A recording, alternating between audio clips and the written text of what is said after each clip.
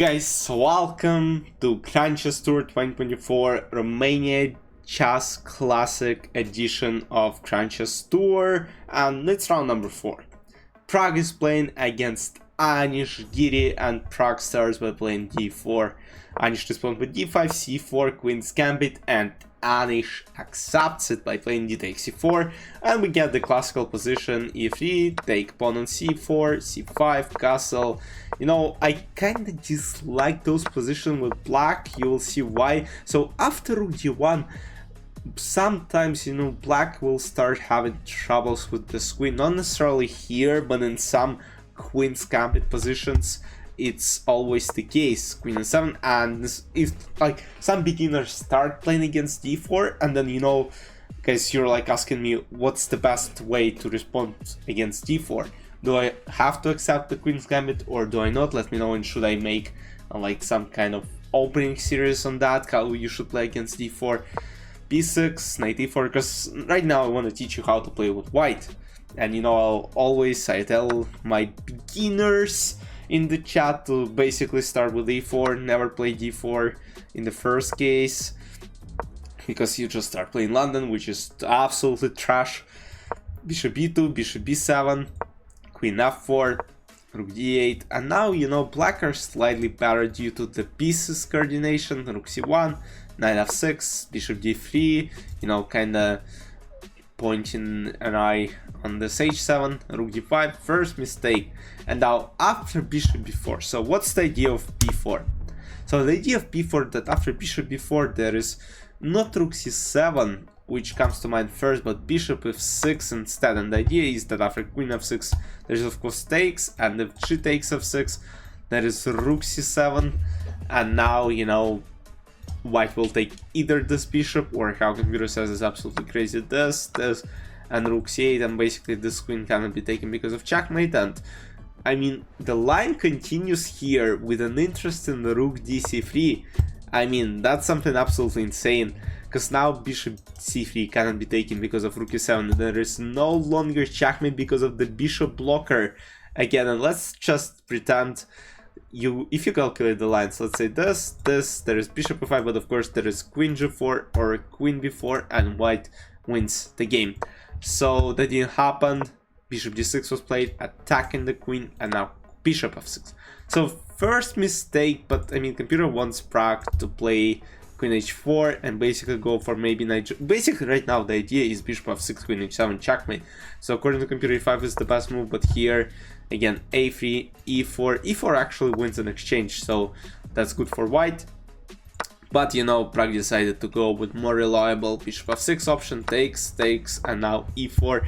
And again, you know, this rook is in huge trouble. And according to computer, let's say, okay, rook is not trapped, right? Rook h5, there is this move, but unfortunately there is bishop a6, and of course Pragg will easily convert this endgame, because let's say rook b5, there is simple even a3, you know, pawn is protected, this pawn will fall eventually, and white will win the game.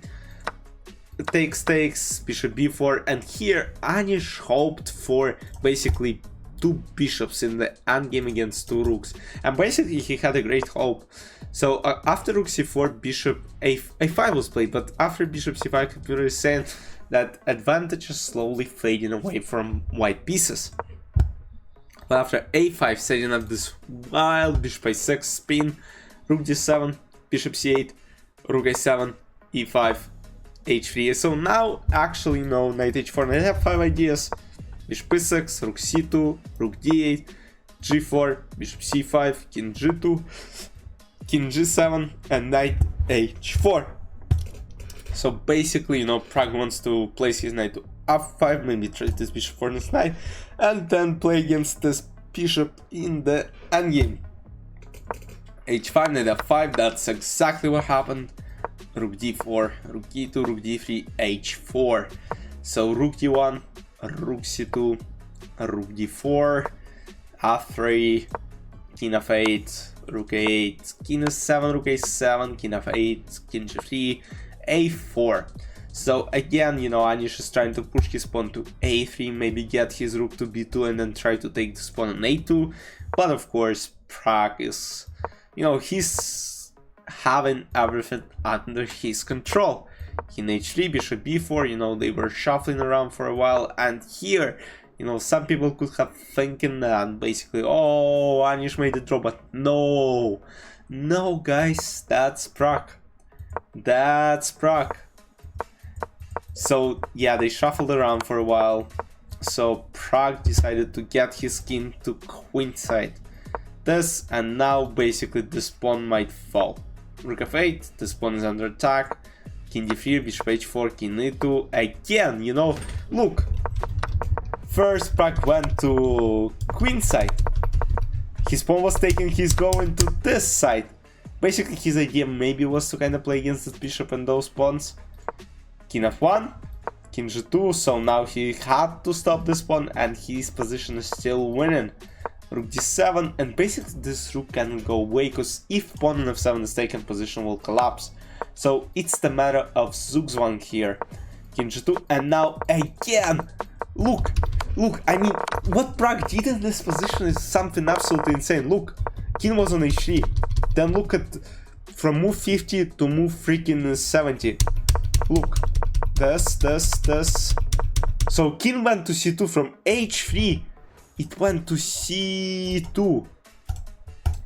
And then from c2, back to h3. That's unbelievable.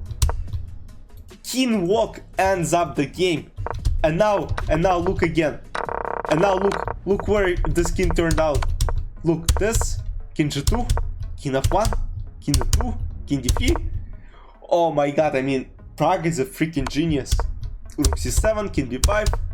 And now Pragg is going to basically, you know, get his king to d7, trade rooks off the board, and now he's winning. Oh my goodness, what a game by Pragg. You know, Pragg is just something else. What he did with his king alone is just something mind-blowing. Let me know in the comments if you liked it, if you think it was too much. But yeah, I mean, what a game by Pragg. 89.3 accuracy by Pragg and 85.5. So after 4 rounds, let's see who is the leader. Still, Fabiano Caruana first. Pragg is second, tied up with Kukish, Maxim Vasiliograf, Jan Wasley, Alireza, Nadirbeg and Anish 1.5, and Bogdan Daniel Tak the last. For now, we have Kukish playing against Nadirbeg. Very interesting matchup we should all follow. Anish is playing Alireza, Wasley is playing Pragg, and Bogdan Daniel Dag is playing Jan Nepomniachtchi. So guys, at the time I'm posting this video, they're almost starting the round, so stay tuned. I'll see you in the recap tomorrow. Bye bye.